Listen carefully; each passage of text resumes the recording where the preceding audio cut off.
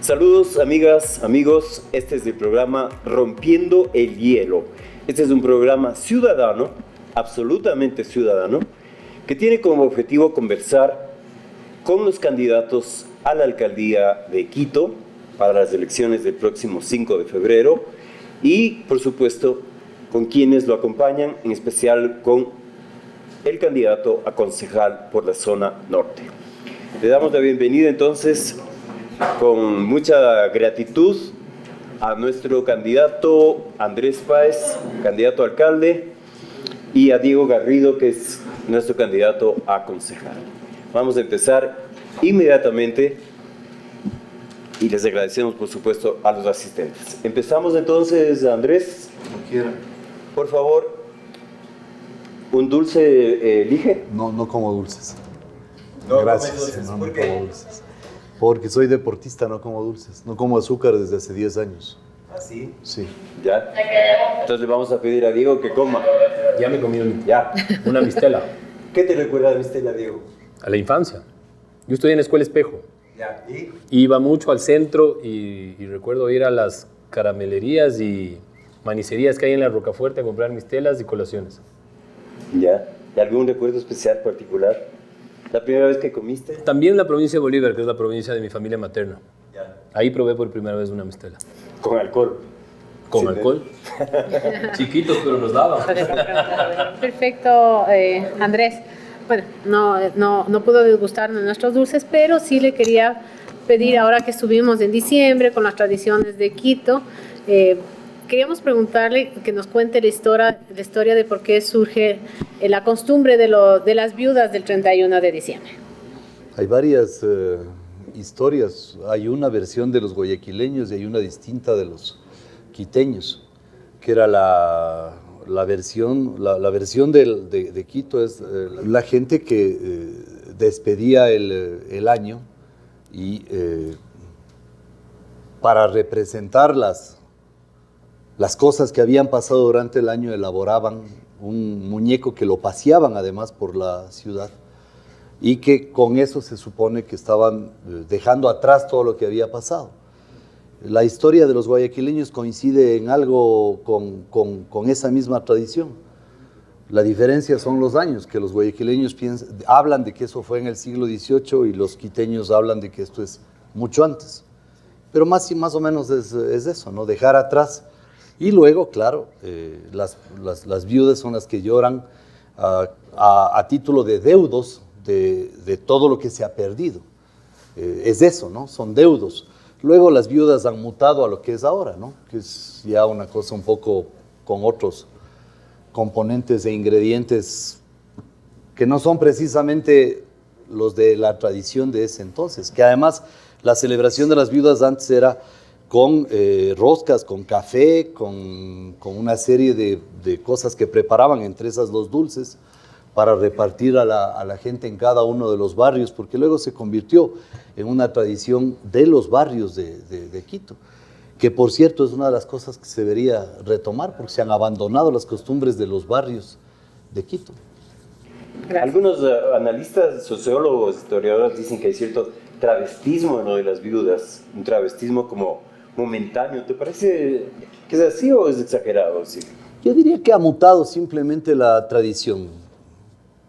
Siguen pidiendo dinero, yo diría que en algunos casos hay alguna exageración, pero bueno, creo que todos nos divertimos el 31 también mirando las viudas. No creo que sea para estigmatizar lo que está pasando. Está bien lo que pasa, está bien. Bueno, Perfecto. Rompiendo el Hielo seleccionó algunas preguntas que van a aparecer en la pantalla. Buenos días, mi nombre es Doralisa Naranjo, presidenta del Comité de Seguridad del barrio El Batán, Estadio Olímpico Atahualpa. Mi pregunta para los candidatos a la alcaldía y su grupo de concejales es: ¿qué piensan hacer en relación al Estadio Olímpico Atahualpa? ¿Por qué? Porque la edificación, que hace años era una edificación importante para la ciudad, hoy es un problema para nuestro sector. Ya no se juegan partidos importantes como los de la selección, se juegan partidos de segunda. Es una edificación que está deteriorada, que no tiene iluminación, que no tiene además un correcto mantenimiento. Esto ha implicado que alrededor del estadio se produzcan actos vandálicos, se produzcan actos delictivos, entre esos venta de droga, atracos, robos a personas, robos a los locales que están alrededor. Entonces, nuestra preocupación es que hoy se ha convertido en un lugar para hacer conciertos, en donde se nos impide circular a los habitantes del sector, entrar libremente a nuestros domicilios, poder estacionarnos con tranquilidad, nos bloquean los garajes, en algunas casas les pintan grafitis, muchos han sido víctimas de robo y delincuencia. Entonces, dadas todas estas circunstancias, todos estos problemas que ocasiona el estadio, nuestra preocupación y nuestra propuesta es que el estadio salga de aquí, de este sector.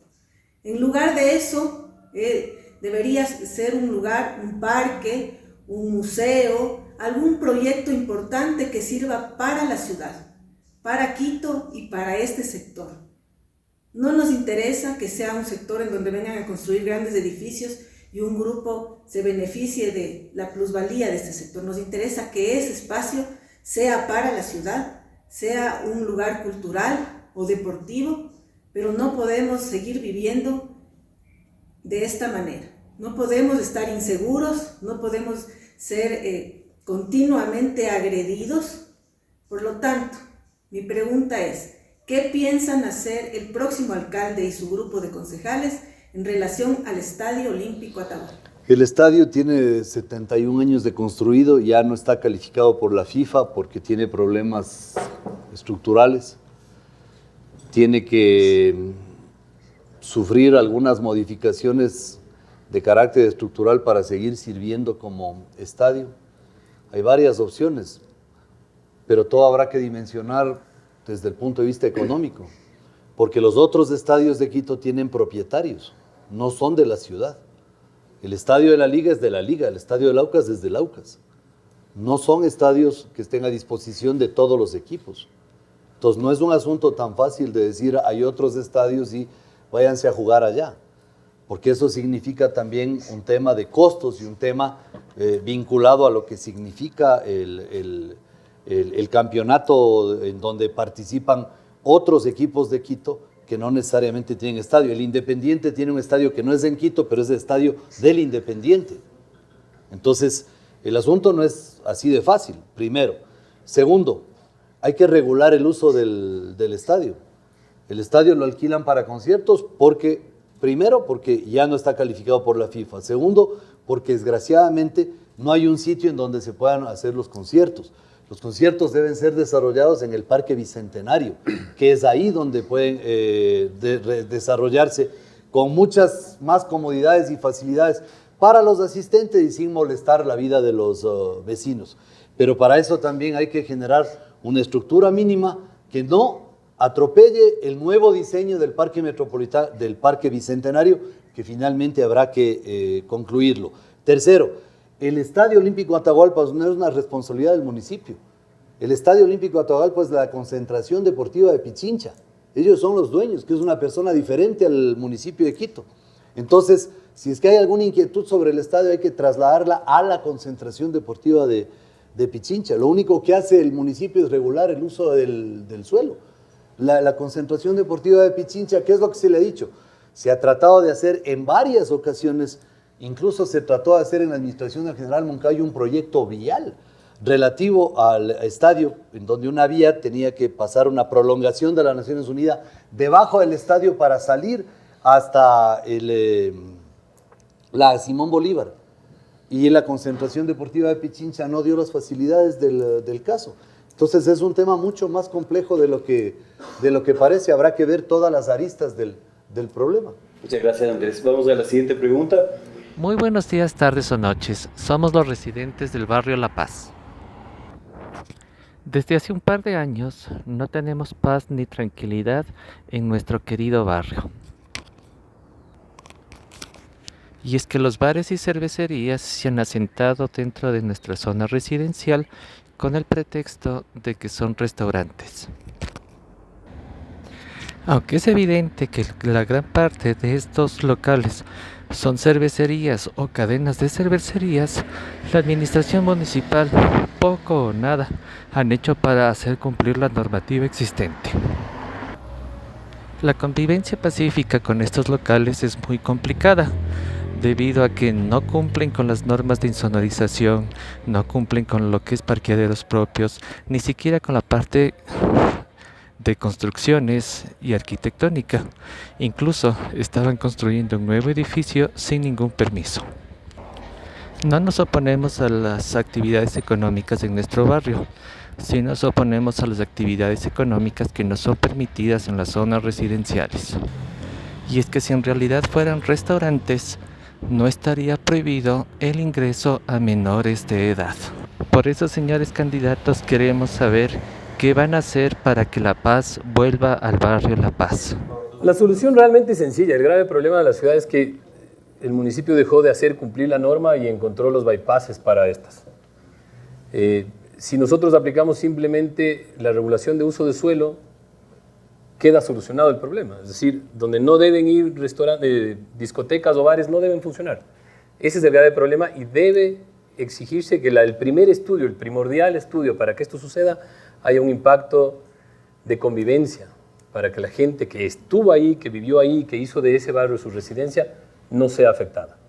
Así que yo creo que lo principal es que los concejales volvamos a nuestras actividades, que es legislar y fiscalizar, y que nos preocupemos de que los funcionarios municipales no sean los primeros en generar las mafias internas. Varios de esos lugares, no sé si ustedes saben, son de funcionarios municipales, que han generado mafias para permitir que haya esos permisos. Y la Comisión de Uso del Suelo. Y exactamente, y la Comisión de Uso, y justamente son de la Secretaría de Territorio.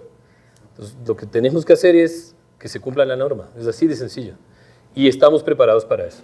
Y discúlpame, Dieguito, la norma también no está completa, tiene que ser un poco más específica, porque por lo menos hay esa como bebeza criolla. Por ejemplo, el barrio de La Paz ha estudiado muy bien ese tema que la otra vez estábamos hablando, que tiene que ser un poco más específica en la parte técnica, para que no exista opción ellos a... Desde luego, hay alguna categorización de negocios que no está escrita y por no estar escrita buscan el bypass. Tendremos que hacer la actualización necesaria de la categorización de los negocios.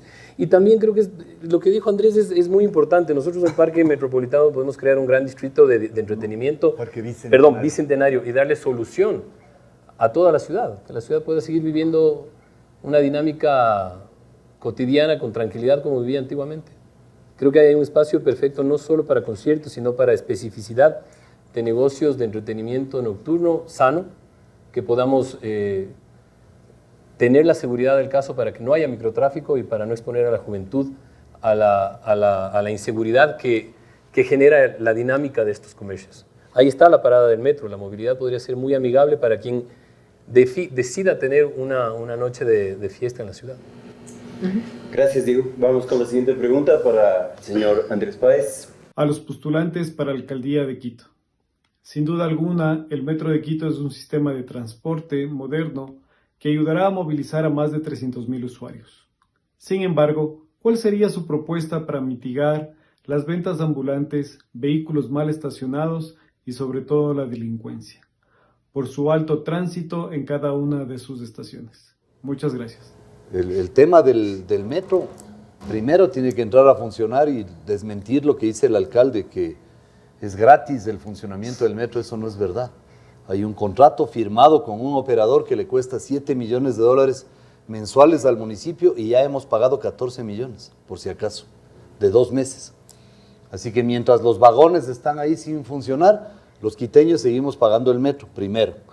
Segundo, el metro por sí solo no va a funcionar. Necesita 400.000 pasajeros diarios para poder tener sostenibilidad financiera. Al momento se estima que puede absorber 150.000, porque el trolebús no va a dejar de funcionar, porque tiene otros alcances, y tampoco la ecovía, porque tiene otros alcances y tiene otro sendero por el cual circula, y son distantes de las paradas del metro. Por lo tanto, esos servicios se van a mantener. La única forma de hacer que el metro sea financieramente viable es generar extensiones desde la última parada del metro al norte, que es el antiguo aeropuerto de Quito, hasta Calderón, Carapungo, Zavala, Marianitas, y luego también el otro ramal que tiene que ir hasta La Ofelia. Ahora bien, no se puede contratar directamente con la tuneladora, cualquiera que sea su propietario, porque hacer estaciones del metro en este momento, extensiones del metro, cuesta 5 veces más que los trenes y los buses eléctricos. Y en una crisis en donde el metro ya nos ha provocado un hueco financiero, la única opción es primero hacer proyectos de trenes y de buses eléctricos para poder abastecer más o menos 100,000 pasajeros diarios desde Calderón y toda su zona de influencia, y más o menos 35,000 a 40,000 desde La Ofelia, para que sean 140,000 pasajeros diarios. De otra parte, en el sur hay que aprovechar las rieles que están ya instaladas, y desde la parada del Recreo a donde llegan las rieles hay que llevar un metro hasta la curva de Santa Rosa, que es perfectamente viable, y la mitad de la inversión ya está hecha. Hay que recuperar esa inversión que está hecha para tener 100,000 pasajeros más. Esto sería algo así como un tranvía, para tener 100,000 pasajeros más. Esa es la única forma de darle los 400,000 pasajeros diarios al metro de Quito. Si no, va a ser inviable. Pero aparte de eso, hay que involucrar a los transportistas, porque si se hace una parada en Calderón, supongamos cerca del Parque Central de Calderón, de ahí hasta Zavala, es lejísimo. Se necesita transportistas que lleven los pasajeros hasta la estación de Calderón, se suban ahí, luego se bajen en la estación del metro y tomen el metro. Y así en todas las paradas de la ciudad. Se necesita de los transportistas para que trasladen a los pasajeros. Esto se llama sistema integrado de transporte, que incluye también las bicicletas. Algunas de rutas o bicirutas hay que rediseñar, porque son mal diseñadas. Otras hay que crear, porque hacen falta. Pero hay que entender que hay que apoyar también el tema de las bicicletas.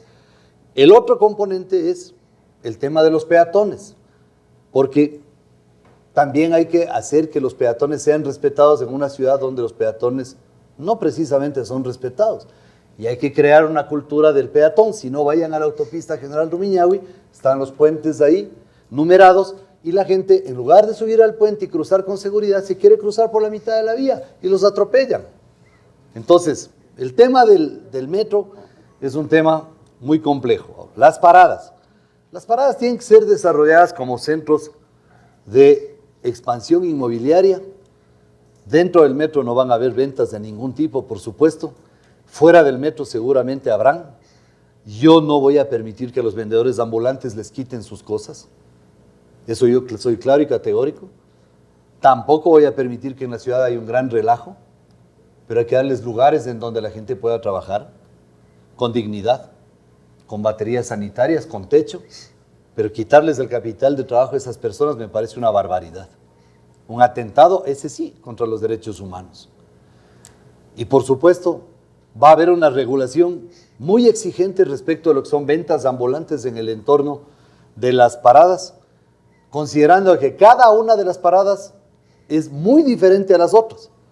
La parada de San Francisco no tiene nada que ver en su ornamentación con la parada del antiguo aeropuerto.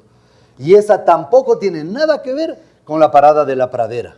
Y esta no tiene nada que ver con la parada del Recreo. Incluso la parada de Quitumbe es absolutamente diferente de la parada del Recreo.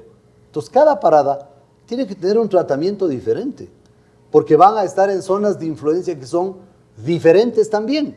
Obviamente las regulaciones pueden tener un marco general, pero cada una de esas paradas tienen que ser tratadas de manera diferente. Y el tema de la delincuencia, ese es un tema transversal que pasa por todo, desde la economía de la ciudad hasta el bienestar de los más pobres. Desgraciadamente son los más pobres los más afectados por la inseguridad. Pero ese es un tema transversal respecto al cual tenemos 6 propuestas concretas que, si es que es del caso, en otro momento las puedo desarrollar. Mi nombre es Luis Segarra, soy representante del Comité de Seguridad de la República de El Salvador, representante de los comités de seguridad de la Zonal Eugenio Espejo. Un gusto saludarles, por favor. tomando en cuenta que la criminología ambiental plantea que los eventos delictivos deben entenderse como una confluencia de infractores, víctimas y objetivos del delito y normativas legales, en estos escenarios específicos, quisiera preguntarles cómo ustedes van a trabajar en fortalecer las políticas de seguridad en nuestro sector.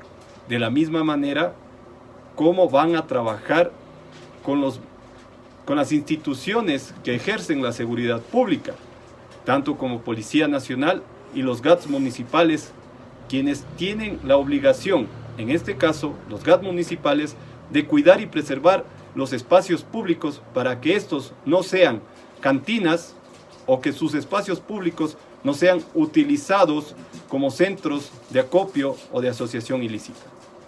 Tomando también en cuenta el duro momento que está pasando Policía Nacional, cómo ustedes van a crear políticas de seguridad ciudadana para que en nuestro sector el tema de los robos de oportunidad, microtráfico que están apoderadas en cada esquina de nuestro sector, sean eliminados. Tomando en cuenta dos ejes prioritarios: la coordinación con Policía Nacional y la coordinación con los GATS municipales, quienes son los encargados del espacio público. Gracias por su respuesta. En la reunión anterior les decía que creo que tenemos que arrancar de la premisa que con la delincuencia no se pacta.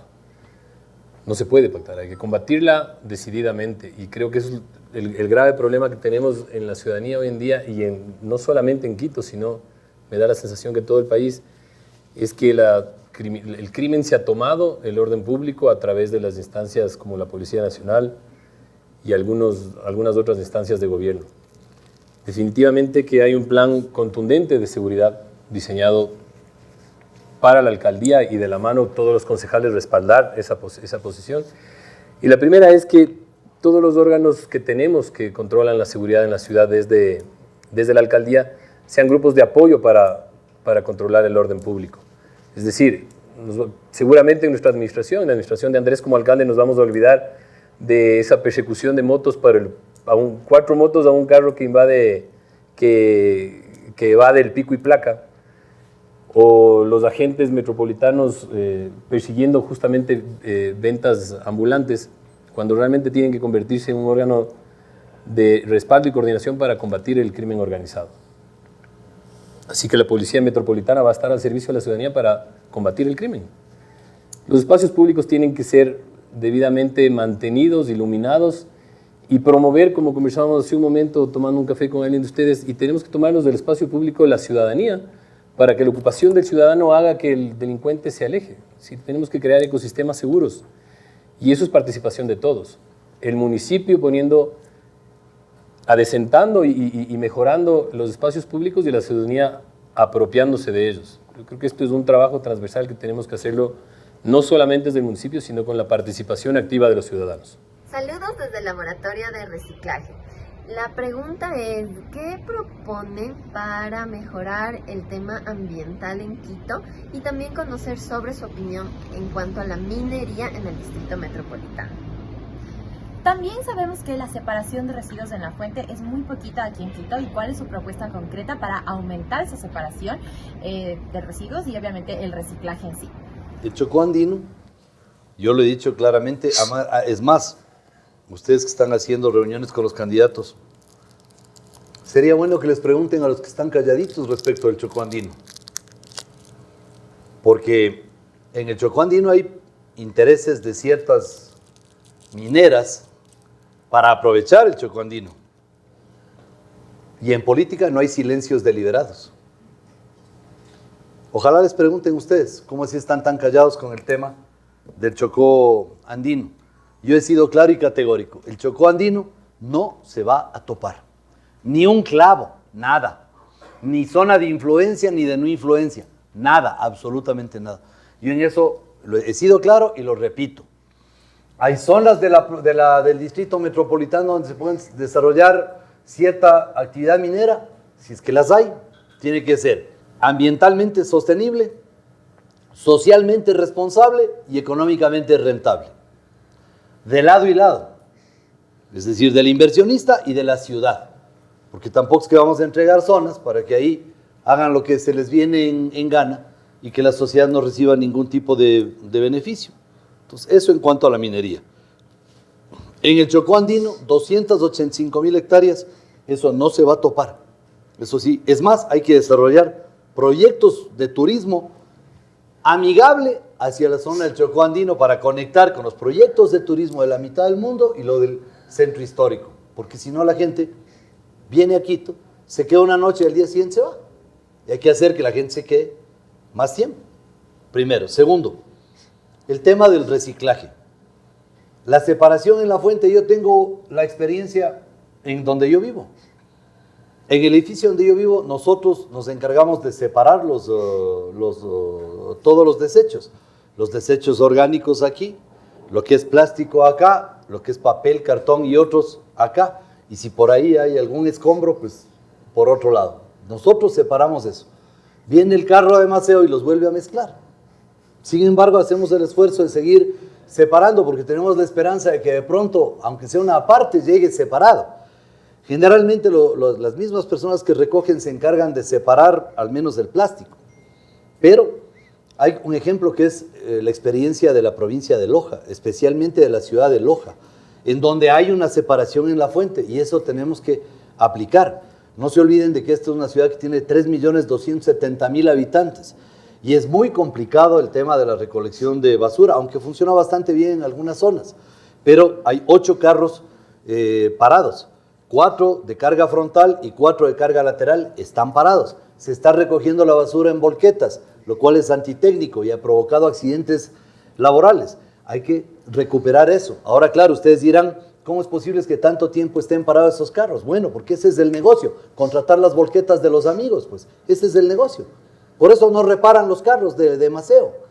Entonces hay que reparar los carros de Maceo y hacer que se recoja la basura y que al momento de recoger la basura se la vaya separando dentro del vehículo recolector, para que luego las personas que hacen la minería de esto vaya también diferenciado y que cada uno se dedique a lo que es, porque la minería de escombros es una cosa, eso es en Tanlagua, la minería de papel y de cartón es otra, la minería de plásticos es otra y la minería de los desechos orgánicos es la mayoría, es el 85% y eso tiene que merecer un tratamiento especial. Si nosotros queremos sembrar 1 millón de árboles en Quito, y para eso les pongo nada más un ejemplo, cuando salgan a Guayaquil o a cualquier parte en un avión, al final, cuando arranque el avión, va a dar una vuelta el avión para regresar hacia el occidente. Ahí ustedes van a ver toda la zona de expansión de la parroquia Calderón. No hay nada de césped ahí, no hay nada. Incluso los espacios públicos fueron ya invadidos y están construidos. Hay que sembrar agresivamente árboles. Tiene que Quito volver a ser la ciudad jardín que fue antaño. Y para eso necesitamos el compostaje, que significa que ese 85% de desechos orgánicos podemos utilizar para el compostaje a través de un procedimiento tecnológico.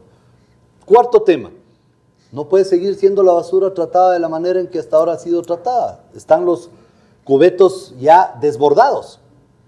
Se necesita tecnología. Primero, recuperar la máquina que en una administración anterior se compró la máquina, pero con los motores más chiquitos. Claro, la Contraloría fue y dijeron, ahí está la máquina, entonces ¿qué se quejan? Ahí está la máquina. Pero no analizaron si los motores tenían la potencia para que la máquina funcione. Pues ahí estaba el acto de corrupción. Entonces ahora hay que comprar los motores para que funcione la máquina.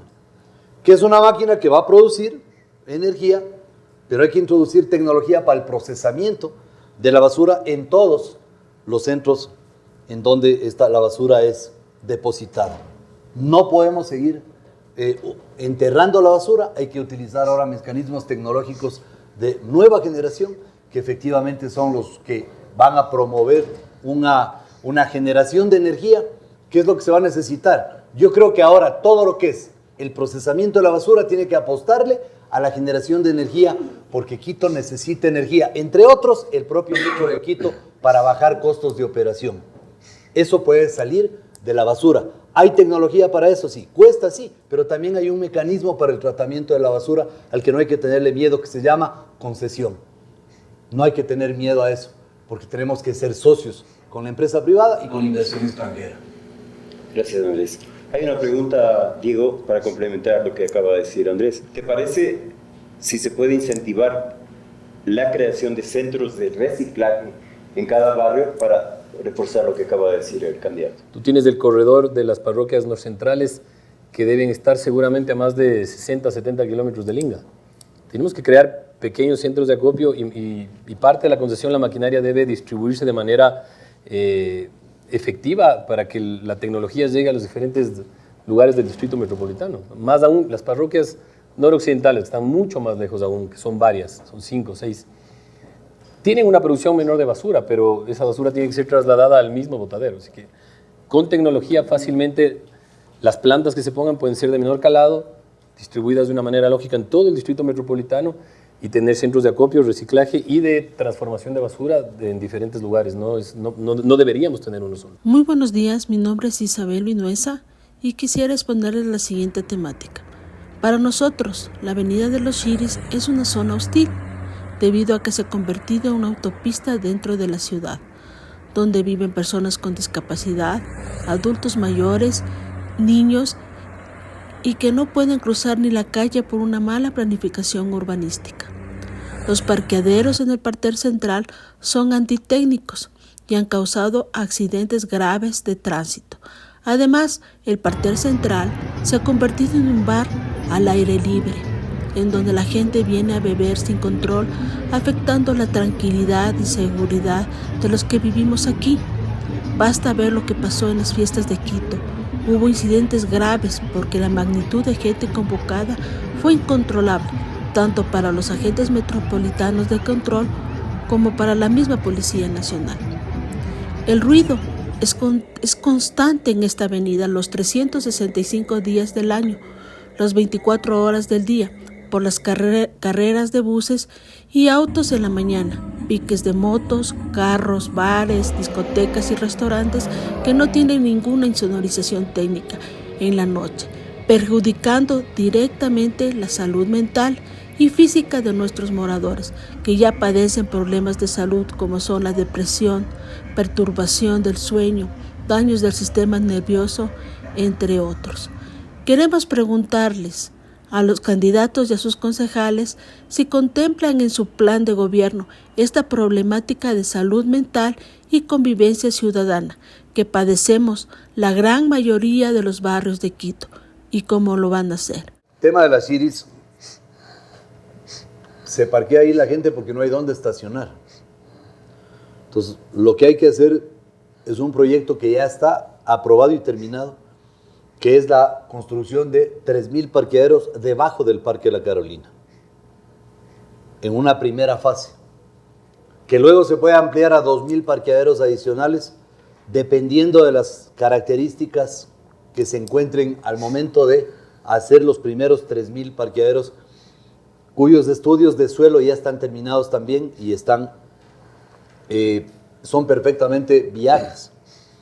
Cuando se construyan los 3.000 parqueaderos van a pasar dos cosas. Primero hay que eliminar esa zona de estacionamiento, convertirla en parterre, que es una de las opciones, o buscar una forma arquitectónica con los urbanistas, que por cierto yo no lo soy, hay que ver a los expertos para que se encarguen de dotar de la medida técnica que sea la más apropiada.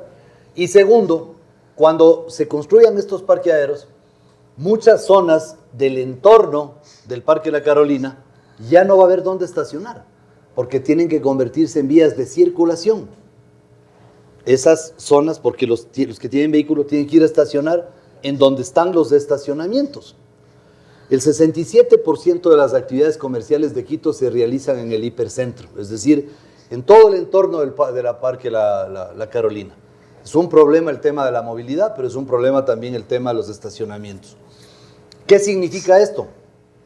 Hay que generar otros lugares de estacionamiento, también en otras zonas aledañas al Parque de La Carolina, para que efectivamente ahí puedan estacionar quienes van a utilizar el metro específicamente cerca de las paradas del metro, utilizando los parqueaderos subterráneos, que si se pudo hacer en la Foch, en la Plaza Foch, efectivamente se pueden hacer en otros sitios. Yo creo que ese es el mejor ejemplo de que se puede hacer un parqueadero subterráneo en un lugar que tampoco es que era muy extenso, ¿no? Desde el punto de vista de las dimensiones. Así que se puede hacer eso, y obviamente aquí hay un problema que es un problema de todas las vías de circulación de Quito. La Eloy Alfaro tiene varios casos de atropellamiento por exceso por exceso de velocidad. La Simón Bolívar, ya vieron la tragedia del 1 de enero, exceso de velocidad. No hay opción. Hay que poner radares de velocidad en la Eloy Alfaro, en la Chiris, en la autopista Simón Bolívar, en la prolongación de la Simón Bolívar. Vayan por la prolongación de la Simón Bolívar hacia la mitad del mundo. Y ustedes van a ver que los rompevelocidades han cumplido con su labor, porque la gente se ve obligada a frenar. O sea, porque si no estuvieran los rompevelocidades, créanme que acreditaríamos ya unos 200 muertos en esa vía. Pero los rompevelocidades cumplen con su labor ahí, que son antitécnicos, sí. Los ingenieros me van a decir, eso es una barbaridad, sí. Pero esto es del Ecuador. Desgraciadamente ha funcionado. Miren, en donde yo vivo, en la calle se hizo un rompevelocidades porque me atropellaron mientras yo hacía deporte. Y me atropelló un vecino del fondo de la cuadra. No digo que ha venido a embestirme deliberadamente. Me atropelló porque venía a exceso de velocidad y no alcanzó a frenar. Esa es la verdad. Y se hizo un rompevelocidades, nunca más. ¿Y saben de qué sirve el rompevelocidades ahí? De que salgan los ancianos a caminar, la gente salga con sus mascotas a caminar, que los niños salgan con sus bicicletas y que los papás estén seguros de que no va a pesar nada porque el rompevelocidades les obliga a frenar. No digo que esa sea la medida para las autopistas. No digo que eso sea, por ejemplo, para Simón Bolívar. Eso sería totalmente antitécnico en la Simón Bolívar. Pero hay que poner radares. Desgraciadamente, en el ataque terrorista de Quito del año 2019, le dejaron a la Simón Bolívar con solamente 2 radares. Los restantes 11 radares fueron borrados del mapa por quienes hicieron los incidentes y los ataques terroristas en la avenida Simón Bolívar. Y lo que hay que hacer en la Chiris es poner radares de velocidad y controlar, porque aquí nosotros también tenemos que pensar en los peatones. Yo sé que la gente está premiada en circular, pero los peatones también tienen derechos. Hay que poner radares. Acotando, Andrés, una información. Nosotros ya hemos solicitado un radar en la Chiris. Hasta ahora vamos 8 meses, no se ha cumplido todavía. Y solicitamos la colocación de unas bandas BTA, que son las que te hacen disminuir la velocidad, que técnicamente en esa avenida sí, también estábamos esperando. Que esas medidas nos van a ayudar, pues, cientos de implementos a colocar y a optimizar incluso a personal para que no estén ahí corriendo el gato al ratón. Bueno, cerca de mi barrio pusieron las bandas BTA para que disminuyan la velocidad y los vecinos se quejaron de que en las noches hace ruido. También te digo que ese es un problema de las bandas BTA. O sea, es un problema. Hay otras nuevas, de nueva tecnología, que son como de hule, que han disminuido considerablemente el ruido. Son más caras, pero parecería que son más viables. Y por cierto, una cosa que hay que hacer es cambiar la semaforización de Quito. Hay semáforos que ya son totalmente arcaicos. Hay que arreglar el plan de semaforización de Quito. Total. Primero no están sincronizados, pero eso ya eso de la sincronización ya es materia del pasado. Hay que comprar los semáforos de última tecnología. Parte de ellos ya han sido instalados, por ejemplo, en la ciudad de Buenos Aires, por ejemplo, en Lima, por ejemplo, en Santiago, en algunas ciudades de México. Son unos semáforos que tienen en la parte de abajo una cámara 360 grados. Esa cámara permite que el semáforo se accione y si no hay ningún carro que vaya a circular en esta dirección, inmediatamente le pone rojo y permite que los de aquí que están parados circulen. Además hace estadísticas, cuenta el número de vehículos, el número de personas, sirve para rescatar personas, sirve de identificador de personas que están delinquiendo, mascotas extraviadas o perritos abandonados también se registran en esta cámara. Bueno, cumple una cantidad enorme de funciones. Es tecnología que cuesta, sí, pero hay que comenzar a poner esa tecnología porque creo que uno de los problemas de la vialidad también es que estamos sometidos a semáforos en donde uno pasa un semáforo, ni bien va a acelerar y ya tiene que frenar en el siguiente semáforo. Y así sucesivamente. Entonces, ese es uno de los problemas que también tiene la avenida de los Iris, que debería ser una avenida de ágil circulación.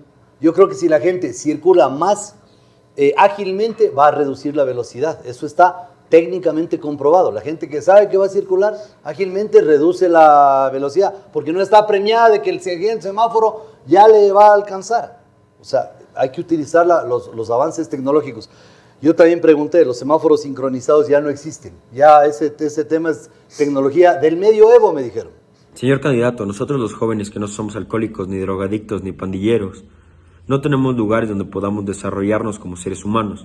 ¿Qué propone usted para crear y desarrollar en nuestro sector espacios de arte donde podamos aprender, leer, ver cine, conocer más de cultura, de museos, de espacios lúdicos donde aprendamos más de cultura nacional e internacional? Otra vez caemos en el mejoramiento y mantener de mejor forma el espacio público. Hace un momento igual conversamos de que la Carolina no es un parque, la Carolina es un centro apremiado por los delincuentes de venta de droga, que llega una hora en la que es imposible circular. Hay unas pocas canchas de este lado que han sido hace pocos, bueno, ya no son pocos años, fue durante la administración Rodas que se remodeló, y fuera de eso hay muchísimos espacios obsoletos.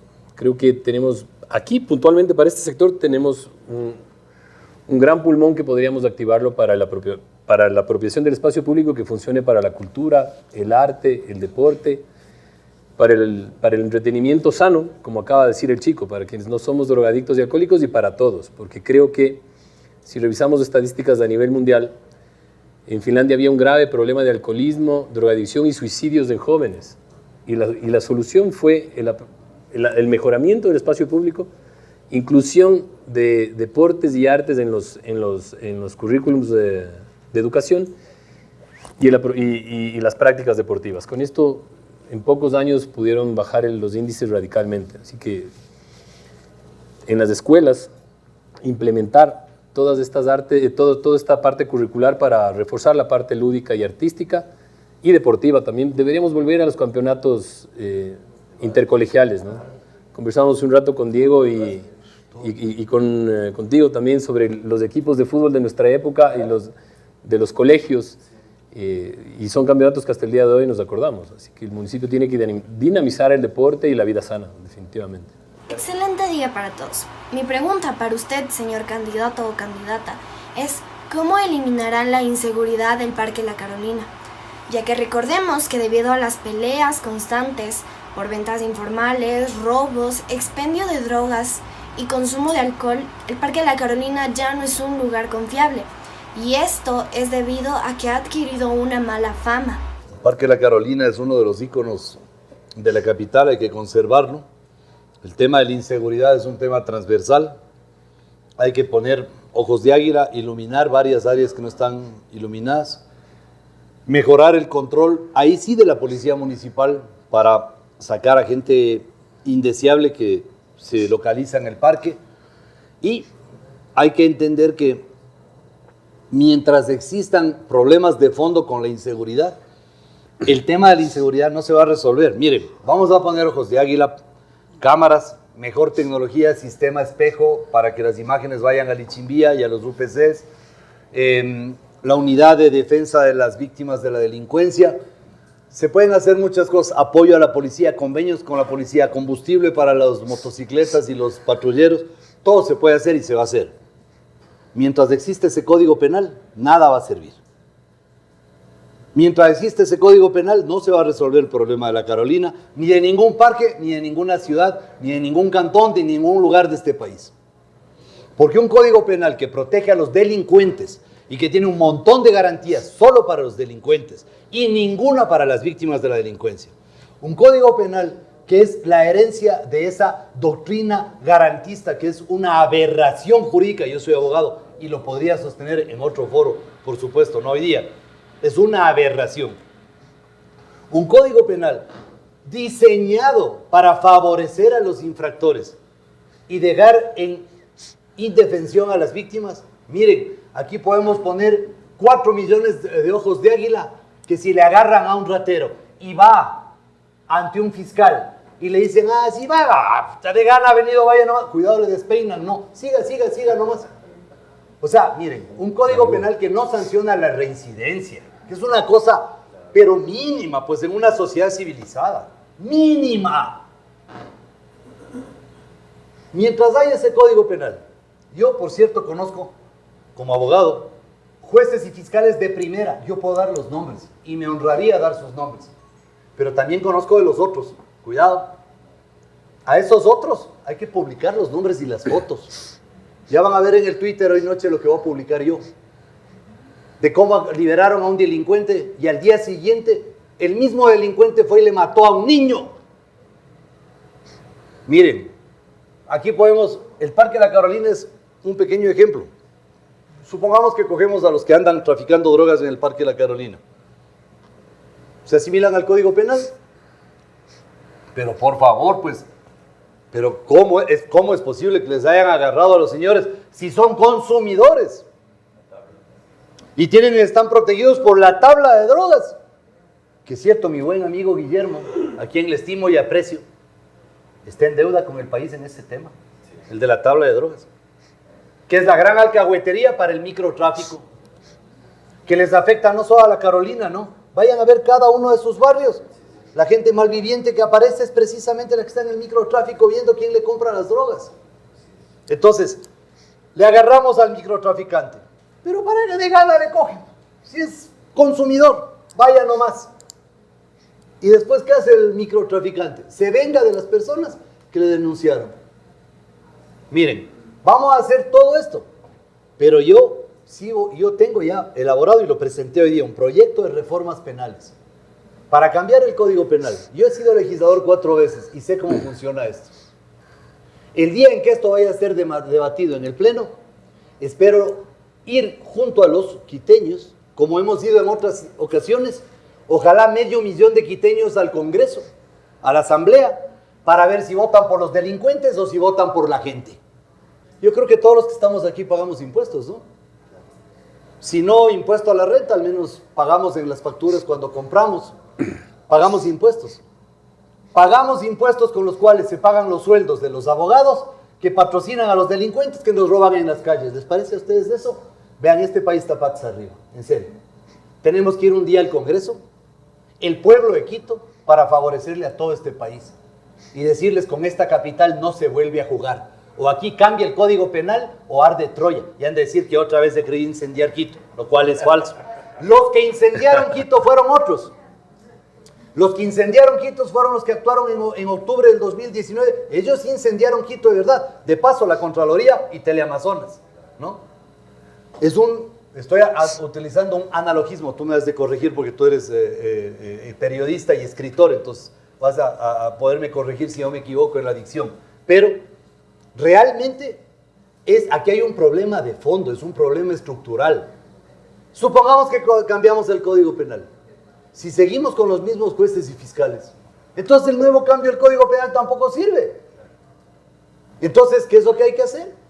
Ya, por fin, que el presidente de la República cumpla con un ofrecimiento de la última campaña electoral, que fue incluir en una consulta popular la demolición de la justicia. Palabras del actual presidente de la República. Eso hay que hacer. Obviamente salvando a los jueces y servidores, que son gente correcta, honorable, que yo les respeto y les aplaudo, pero sacando a la otra gente que sin duda tiene acuerdos con la delincuencia. Miren, aquí en Quito vamos a hacer un montón de cosas y se pueden hacer. Y vamos a contratar gente experta en hacerlo, porque yo no soy un experto, por cierto. Yo como alcalde tengo que liderar políticamente a la ciudad, pero el trabajo tiene que ser hecho por los técnicos. Pero si sigue ese Código Penal, aquí puede pasar cualquier cosa, que créanme que en el fondo no va a pasar nada. Es decir, que todo cambie para que nada cambie. Más o menos así. Los jóvenes que estamos por ingresar a la universidad o que llevamos a salir de ella, no tenemos un futuro claro acerca de lo que serviría para la sociedad la carrera en la que hayamos elegido. Sin embargo, señor candidato, Quito no aprovecha esta potente y enorme fuerza laboral del municipio y sus entidades, no tienen ninguna propuesta para que existan carreras técnicas que sirvan a la ciudad o para que nuestros profesionales sirvan para mejorar la convivencia y la productividad de la ciudad. Tenemos en mente la creación de un instituto tecnológico que permita profesionalizar artes, oficios y que le permita además a esa gente que se ha capacitado poder tener acceso a créditos a través de Conquito y desarrollar, emprendimientos. Tiene que estar concatenado todo, porque si decimos que simplemente se va a profesionalizar a la gente, pero no le damos el dinamismo económico para que tenga acceso a un crédito, no va a pasar nada. Nos vamos a quedar en la primera parte, que es darle educación. Pero ante el sensible baja de puestos de trabajo en la capital, necesitamos crear un espacio para que la gente pueda tener emprendimientos y el municipio podría ser su principal cliente además. Así que vamos a crear los espacios para que la gente pueda profesionalizarse a través de este instituto. Muchas gracias, Diego. Ahora queremos invitarte, Diego, por favor, a que en la pizarra representes a Quito con un dibujo. No te pedimos que seas Picasso, aunque estamos celebrando el centenario de Picasso. Claro, 2023 del centenario de Picasso. Y mientras tanto, Andrés, le vamos a hacer unas pequeñas preguntas. Claro. Para que nos conteste tipo TikTok. Ahora ya soy famoso en TikTok. Sí. ¿Qué personaje de los dibujos animados te gusta más? Calimán. ¿Dónde vivirías si tuvieras absoluta libertad de elegir? En Quito. ¿Cuál es tu lugar de vacación favorito? La playa. ¿Qué es lo que nunca te gustaría hacer? Parapente. ¿Qué te niegas a comer? Aparte del azúcar. Menudencias. ¿Cuál es tu bebida favorita? De estas, Coca-Cola. De las otras, cerveza. Sí, sin azúcar, claro. Me gusta tomarme una cerveza de repente, como cualquier ser humano. Y cuando me invitan a una boda, que por cierto no me gusta ir porque todo el mundo quiere hablar de política. Y ni me entretengo yo, pero me tomo un whisky, 2 whiskies con mis amigos, encantado, claro que sí, como cualquier persona. ¿Quién es la persona que más admiras en el mundo? Mi abuelo. ¿Tu canción favorita? Óleo de una mujer sin sombrero, de Silvio Rodríguez. En una fiesta, ¿cuáles serían las 3 personas que no pueden dejar de ir a tu fiesta, a la que tú organizas? En una fiesta que yo organice, mis hermanos, mi papá, que gracias a Dios todavía vive, y mis 3 o 4 mejores amigos, porque para hablar de mis amigos me sobran los dedos de la mano. Desgraciadamente esa ha sido una de las dolorosas lecciones que me he llevado en la vida. Cada vez tengo menos amigos. Y además se me murieron 3 en la pandemia. 3 de mis mejores amigos se me murieron con diferencia de un año. Uno tras de otro, sí. Así que bueno. ¿Cómo reaccionas frente a una contradicción, a una contrariedad, a un problema cotidiano? Me refugio en Dios porque soy un hombre muy creyente y soy un católico practicante. Me refugio en Dios realmente. Todo el tiempo me refugio en Dios. Desde que amanece hasta que anochece siempre me refugio en Dios. Creo que el lugar más seguro en la vida de un hombre es la voluntad de Dios. ¿Cómo te ves en enero del 2024? ¿Dónde estás? Con más canas, con ojeras y visitando los barrios de Quito para sacarle a la gente de la pobreza.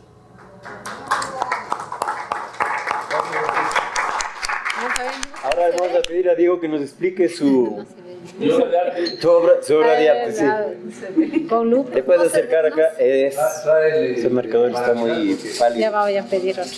Ya va a pedir otro. Este es el panecillo. Ya. La mitad del mundo y el sol de Quito. Ya. ¿Por qué? Porque para mí el lugar más icónico de Quito es el panecillo. Tengo una admiración muy grande. Yo soy devoto de la Virgen Dolorosa y aunque es la Virgen de Quito, que no es la misma, es la misma, pero en otra representación. Sí. Entonces, es para mí la representación de Quito es panecillo. ¿Y la mitad del mundo? Porque me gusta, turísticamente creo que no está aprovechado al 100, pero es nuestro referente como Quito y como país. ¿Y el sol? ¿Y el sol? Y el sol por los veranos de la niñez. Chévere. Perfecto. Y la serpiente que falta ahí debajo de la... Aquí está, ¿ves? Ahí está. Ah, sí está. Sí, ahí está. Una mini serpiente. Una X. Lo que pasa es que Legarda y yo no éramos muy buenos amigos. Gracias, Diego. Muchas gracias por su intervención. Ha sido bastante placentero poder escuchar sus respuestas. Bueno, justamente como estábamos en el programa Rompiendo el Hielo, vamos a hacer una última actividad justamente para romper el hielo, pues después de todas estas intervenciones y fuertes preguntas. Y consiste en lo siguiente: yo les voy a decir una frase, algo que pues se suele decir, y ustedes van a tener que completarlo con una palabra quiteña que suele reemplazar. ¿Okay? Por ejemplo, la palabra quiteña suele reemplazar a eso. Exacto. Lo que equivalente. El quiteño. Es decir, El quiteño. Idioma quiteño. Exacto. Por ejemplo, una mujer o una persona que no colabora con las tareas del hogar, ¿cómo se le dice? Carishina. Exactamente, Carishina. Un quiteño no es que no tenga plata, sino que está Chiro. No es que le mete ganas, le mete Ñeque. muy bien. No se dice espérame, se dice Aguanta. muy bien. Un quiteño no habla bonito, es Un quiteño no habla bonito. Es labioso. muy bien. Es que eso no es bonito. Labioso. Un quiteño que tiene gustos aniñados, ¿qué es? Aniñado. Pelucón. Adefecioso. Cierto, ¿no? Y un quiteño que es musculoso se le dice Tuco. muy bien, muchas gracias. Un aplauso, por favor.